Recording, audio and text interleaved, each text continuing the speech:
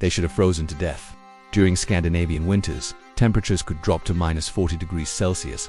At that level of cold, exposed skin freezes within minutes, breath crystallizes in the air. Trees sometimes crack open due to internal ice pressure. Modern survival experts agree that without advanced thermal gear, proper shelter, or constant fire, human survival in these conditions is almost impossible. Yet the Vikings survived. Whole families remained alive through brutal winters. Warriors traveled across frozen landscapes for days and came back unharmed. No advanced technology, no modern engineering. So how did they resist conditions that should have killed them?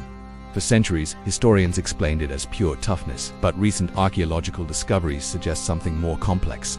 Evidence points to a lost survival technique, a method certain Viking clans used so effectively that modern science is still trying to understand it. They didn't rely solely on strength. They used intelligent strategies involving breathing, mindset, clothing, and communal body heat. To understand how they survived, we first need to understand their philosophy. Vikings did not see the cold as an enemy to be defeated.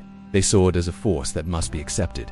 According to ancient Norse beliefs found referenced in the Havamil, wisdom came from endurance. There are reports that some Viking children were trained from a young age to stand barefoot in the snow for short periods.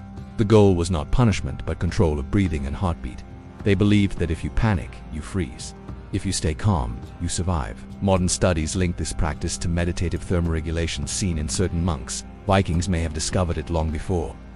By reducing panic, they reduced heat loss, their circulation adapted, their minds learned to ignore the cold, but mental endurance was only the beginning. Inside Viking longhouses, survival was engineered through architecture. The walls were built using layered timber combined with animal hides and moss, creating natural insulation that trapped internal heat. Instead of relying on a single fire, Vikings used body heat as the primary energy source. At night, up to 15 people would sleep close together on shared platforms under thick wool blankets. Skin contact prevented rapid temperature drop. It was not comfortable, but it was extremely efficient. Archaeological textile studies show that Viking garments were more advanced than previously believed. In some regions, especially eastern Sweden, fabrics were tightly woven using lanolin-rich wool. This created water and wind-resistant layers that allowed the body to maintain a stable microclimate under the clothing without trapping sweat. They did not simply wear fur, they engineered warmth. But one of the most fascinating aspects lies in how some Viking warriors survived extreme cold outdoors. Reports suggest that certain scouts spent entire nights outside with no campfire. Research using isotopic bone scans and reconstructed sagas indicates they used a controlled breathing and muscle tension technique. Some references call it the inner spark. The method involved slow nasal breathing combined with core muscle contractions performed in cycles. This stimulated blood flow toward vital organs, preventing internal cooling. Limbs were allowed to go numb to conserve energy. Similar to advanced practices like Tummo breathing, this technique could increase body temperature from within. While meditating, Vikings also applied movement-based activation by maintaining tiny muscle contractions that were almost unnoticeable. They essentially turned their body into a biological furnace. This was not traditional meditation. It was survival programming performed by the nervous system. Some sources indicate that warriors even synchronized breathing while lying back-to-back under heavy fur, amplifying body heat. The mindset was simple. Warmth is not individual, it is shared. Survival was also linked to diet. Excavations in Norway and Iceland show extremely high omega-rich animal fat levels in Viking bone collagen, especially from winter periods. Their cold-season diet consisted mainly of whale blubber, seal fat, and fermented fish oil. These fats provided dense caloric energy and improved metabolic heat production. In certain sagas, it is mentioned that warriors warmed small pieces of animal fat under thick wool layers using their own body heat, then consumed it while still soft. This practice reduced the energy needed to digest food and helped maintain body temperature. Another ritual referenced in runic inscriptions is known as evening heart. Before sleep, warriors consumed a mix of slightly warmed fermented fish and fat while performing breathing exercises. This allowed their core temperature to drop in a controlled manner instead of crashing, preventing hypothermia during the night. Their last mental focus before sleeping was about accepting the cold instead of fearing it. In 2011, a group of survival specialists attempted to replicate this method using wool clothing replicas and high-fat Viking-style rations. They slept in an unheated shelter at -25°C and maintained stable core temperatures without using fire. This suggested that the Viking method was more than mythology. They did not attempt to fight nature, they adapted themselves to it. Viking teachings implied that a person who fears the cold loses energy faster by accepting it calmly. They reduced panic-induced heat loss. Another crucial factor was movement. Vikings did not stay completely still for long periods. Even while seated, they made small rhythmic contractions in their muscles to maintain circulation.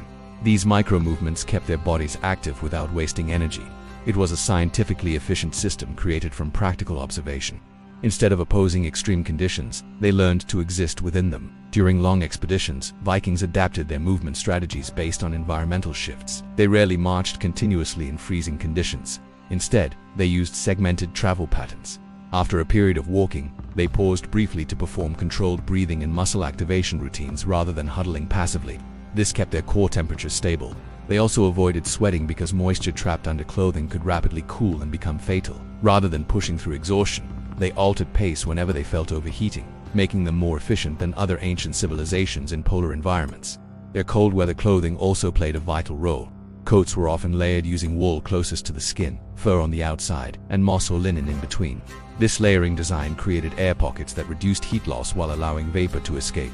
Some records indicate the use of treated animal skins containing natural oils that provided additional weather resistance. In certain Viking communities, women were responsible for preparing expedition garments using weaving techniques that modern textile engineers have studied for their insulation properties. Despite their adaptations, the knowledge was not widespread across all Viking clans. Only certain groups, mostly from the harshest regions of Scandinavia such as northern Norway, developed and practiced these advanced survival methods. After the Viking era ended and regional customs evolved, many of these techniques disappeared. Some were forgotten due to Christianization and cultural shifts. Others were replaced by improved infrastructure and settlements that no longer required such extreme methods. Today, fragments of this knowledge reappear in modern survival training. Some elite military units study historical endurance techniques similar to those used by Vikings. Wim Hof and similar practitioners apply breathing methods resembling ancient thermoregulation. Tests show that these techniques can help maintain internal warmth in freezing water or extreme cold environments. Scientific research suggests that by controlling breathing and body awareness, humans can activate dormant survival responses.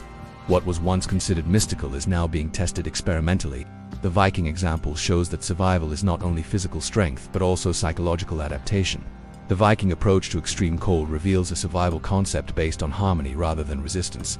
They observed nature and aligned their biological responses with environmental conditions. Their mindset was structured around the belief that environmental hardship was a form of initiation. According to certain Norse teachings, overcoming the cold was not about defeating it but transforming alongside it. Those who remained calm, breathed correctly, and managed energy efficiently had a higher chance of survival. This principle was reflected in their rituals, sleeping habits, diet, shelter construction, and breathing techniques. Their methods showed that cold can be endured longer when the nervous system is not alarmed. Panic accelerates energy loss. Acceptance stabilizes internal responses. In addition to biological strategies, their social structure played a major role. No individual was expected to endure harsh weather alone. Even the strongest warriors shared heat during night rests. Children and elders were placed centrally in a sleeping group to benefit most from combined body warmth. Clothing was regularly checked for moisture and repaired immediately. Viking groups assigned thermal guardians on expeditions to observe fatigue and cold exposure symptoms in others. When frostbite occurred, warming was applied through passive gradual exposure to higher temperature zones inside shelters rather than active external heat.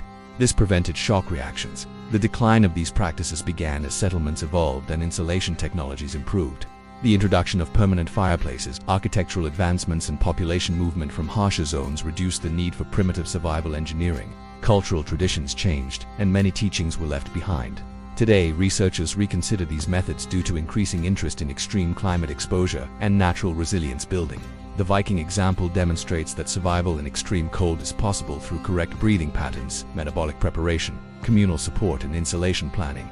It is now believed that these techniques could support modern endurance methods and are being tested by certain military and survival schools as part of extreme training protocols. The story of the Vikings suggests that what kept them alive was not fire, but their ability to create internal warmth and adapt to their environment without fear.